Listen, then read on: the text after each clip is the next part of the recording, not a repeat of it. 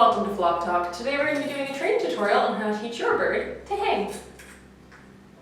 Good boy! This trick was a pretty quick one to teach. It's been a little while since we've done a full training tutorial, and honestly it's been a little while since I've decided to really teach the birds anything new. I don't really know why, I don't really have a reason, it's just haven't really had inspiration on what to teach them next really. So I decided to start with an easy trick and just doing something really basic, nothing too complicated, to kind of get them back into training as a whole and getting used to training in a new room, kind of figuring out where we want to train.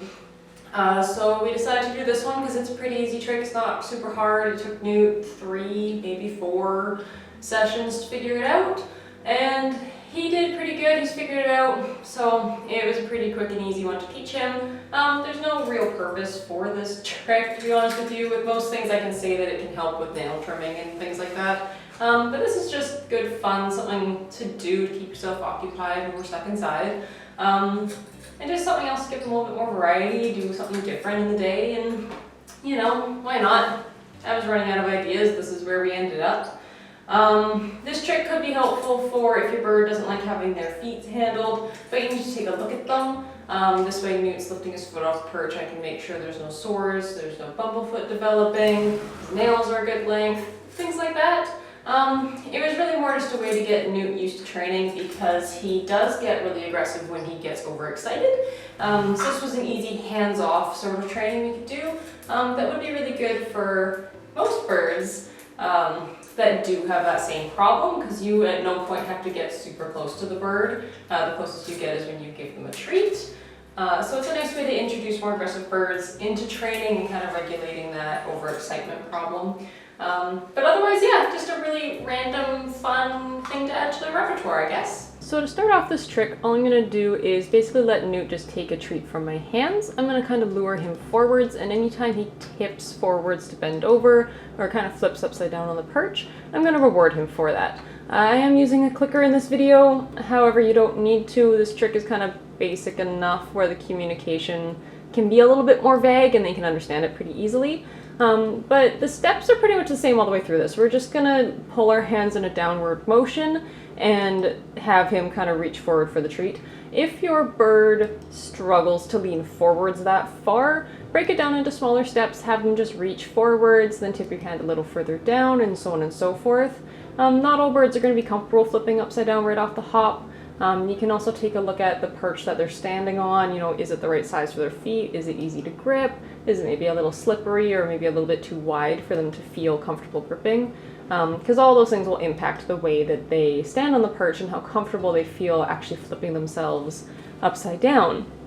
Once Newt is reliably able to go upside down, I'm going to increase my requirements here. So now instead of just flipping upside down on the perch, what I'm going to want him to do is flip upside down and actually shift his weight completely forward. So you can see him kind of adjust his feet so he is completely vertical on the perch. This isn't technically necessary, but I just find it helps in some of the steps that we have coming up. With their weight completely lifted upside down, it's going to be easier for us to reward removing a foot.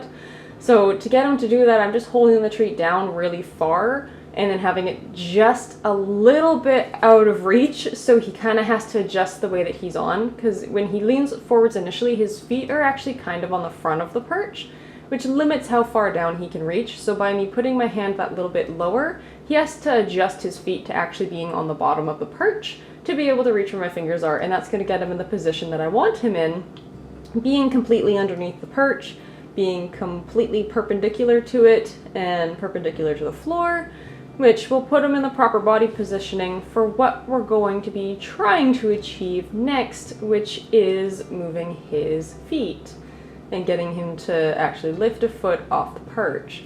Before we start, I like to make sure that Newt or any bird is entirely comfortable being upside down and that they have a little bit more duration.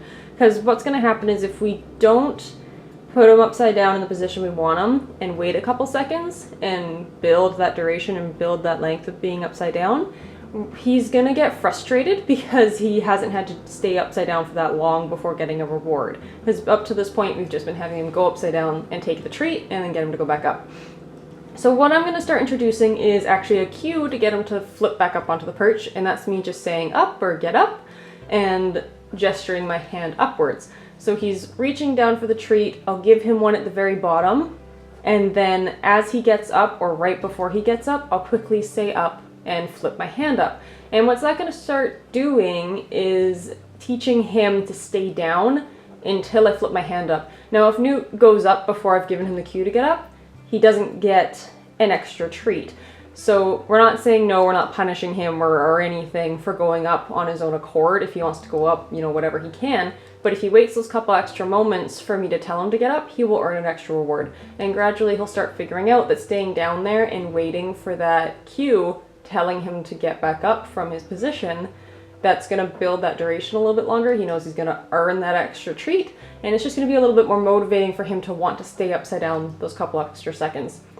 If you wanted to, you could also just gesture for him to go down and then wait half a second before giving him the treat, then wait 3/4 of a second, then give him the treat, wait a full second, and gradually build the duration that way. But I just find having that secondary cue makes the communication a little bit clearer and just kind of makes it easier for some birds to learn to stay upside down until you release them from their position. It just makes it a little easier than having to gradually build up. You're still not asking them to wait excessively long amounts of time, but I just find you get the duration that you want a lot faster.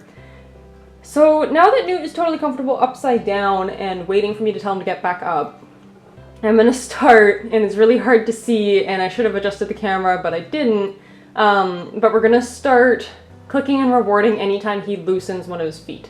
So we're gonna start doing what I mentioned earlier, and we're just gonna hold our treat just barely out of reach, just so daintily out of reach that he's gonna start kind of releasing a foot either to try and step up onto your hand, or he's going to lift his foot to try and adjust to the way he's on the perch in order to get that little bit of extra length. And as soon as you see that foot loosen, as soon as you see it shift, or if he happens to kind of slip and take it off, you're gonna click and reward. Right there was a beautiful moment and was kind of like one of those moments that I love in training where the bird does the thing by accident, like there Newt just kind of flung down too fast and couldn't get his footing. But because that one foot completely came off the perch, I was able to click and give immense amount of rewards. I've muted the audio here, but I was like screaming like, oh my god, yes, good boy, giving him so much verbal praise because it was an accident, but he did exactly what I wanted him to.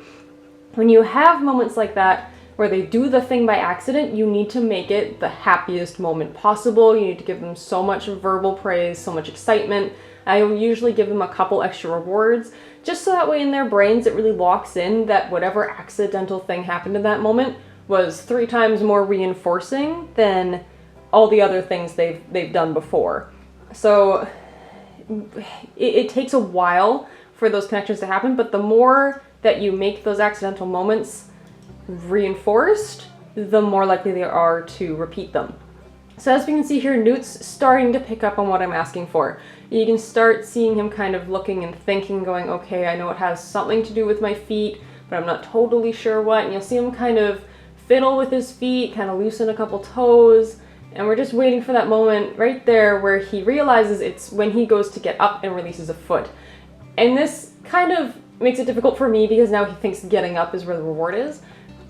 But that action of getting up is releasing that foot, which is what I want. So I just need to make sure that I am clicking very precisely, that I'm saying, yes, good boy, as soon as the foot releases. And he's gonna start figuring out that it's the foot coming off that's getting him the treat right there, not coming back up onto the perch, which is getting him the treat. So it's just a matter of being quite precise and making sure that I'm still gesturing to tell him to get back up onto the perch. Because if I get lazy with that, he's going to go back to not wanting to stay upside down very long and getting frustrated that he's doing the right thing but not getting a reward. So if he waits until I tell him to get up, or I'm making sure that I'm saying get up at the same time that he's moving upwards, it helps keep that knowledge still in their head a little bit. Just so that way they don't get as frustrated or as confused when your communication becomes a little bit unclear because you're so focused on trying to get that foot off the perch. But as we progress here, you can see that Newt is starting to figure out that I want his foot off the perch. And he's starting to do this really bizarre twist thing because I was reinforcing the motion when he was coming back upwards and removing his foot to lift himself back up on the perch. So there's a couple moments here where he kind of weirdly twists his body, and he can do it, whatever. I'm not being too precise with what I want, but that more hanging down motion and like dramatic dropping of the foot is more what I'd like. So I'm kind of dropping him down, waiting for him to release that foot, and then I'm trying to give him the treat while he's upside down sometimes. And that way he'll have the foot off the perch and kind of be reaching downwards, and that's going to help change his body positioning to that more vertical that I would like, as opposed to this weird twisted half getting back up onto the perch with the foot off kind of thing he was doing before. But he's pretty much got it. So 3-ish sessions in, and he figured out I needed him upside down, I needed the foot off the perch, and we made some minor adjustments to the way that he was holding himself, making himself a little bit more perpendicular to the perch as opposed to the weird twisted parallel that he was doing before. And yeah, he did it. He did pretty good. Yeah, this trick wasn't too hard. The hardest part is getting that foot off the perch. You can always try and experiment with your bird. Because Newt does get so overexcited with training, I kept this completely hands off and just waited for weird moments where things would happen, or tried to stretch him out a little bit more to get the behaviors I needed. But if your bird is more comfortable with you handling and manipulating their body, or they don't get as aggressive with overexcitement, you can always have them upside down, try and ask for a wave and see if they'll release the foot. You can have them upside down and then kind of put your finger in a step-up position, but upside down, and see if they'll release the foot that way. There's all sorts of different ways you can try and sort of manipulate their body. If your bird's really good with you handling them, you could even try just manually removing the toes. As long as you're not being too forceful about it, you can really remove the feet however you really want. So that's gonna do it for this video. I hope you guys enjoyed it, and I hope you guys like the fact that training tutorials are coming back. I am hoping to do a few more, make them a little bit more regular. I'm just honestly struggling to come up with things to teach and things that my birds will enjoy doing. Some of the tricks have been recommended either my birds can't do because Mia's disabled feet or Newt's overexcitement, or I just honestly don't think they'd enjoy doing it. I don't really like teaching things that my birds aren't going to have fun doing. So it's kind of picky to the things that I can and don't really want to teach them, just because they would do it, but they wouldn't necessarily enjoy it as much as some of the other things they could do.